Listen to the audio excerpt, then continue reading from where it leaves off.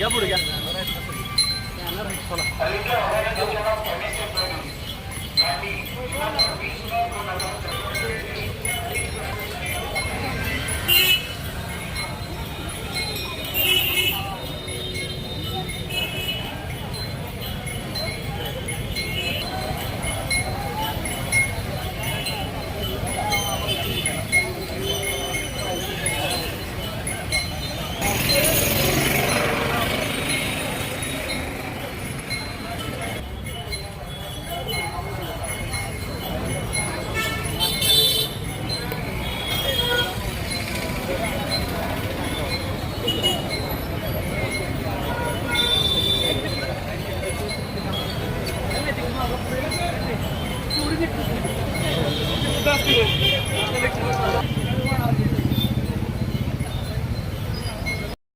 आज अखिल भारतीय संघटनेने औषध विक्रेता संघटनेने जो एक दिवसीय बंद पुकारलाय, यामध्ये हजारोच्या संख्येनं सातारा जिल्ह्यातील केमिस्ट बांधव या संपामध्ये सहभागी झालेले आहेत। खास करून आज कराड तालुक्याचा जो मोर्चा निघालाय, यामध्ये जवळपास 1000 पेक्षा अधिकचे केमिस्ट या मोर्चामध्ये सहभागी झालेले आहेत। खास करून महिलांची संख्या, महिला फार्मसीची उपस्थिती मोठ्या प्रमाणात आहे।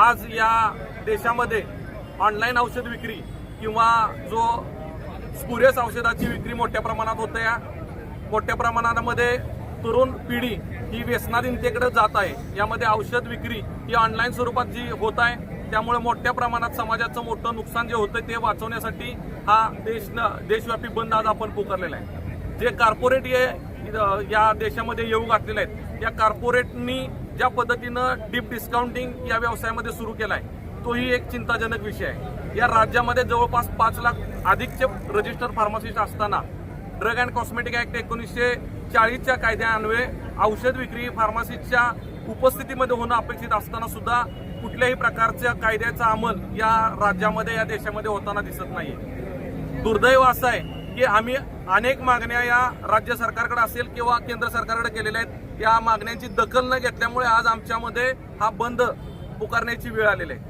आमची समाजामध्ये कुठल्याही रुग्णास वेठीस धरण्याची मानसिकता नाही। अत्यावश्यक औषध विक्री आजही आम्ही सेवा देत आहे, यामध्ये कुठल्याही रुग्णास आम्हाला वेठीस धरायचं नाहीये। येणाऱ्या काळामध्ये हा लढा, आमच्या मागण्या मान्य व्हाव्यात, अन्यथा हा लढा असाच अखिल भारतीय संघटनेचे अध्यक्ष माननीय जगन्नाथराव शिंदे आप्पासाहेब यांच्या नेतृत्वाखाली लढला जाईल।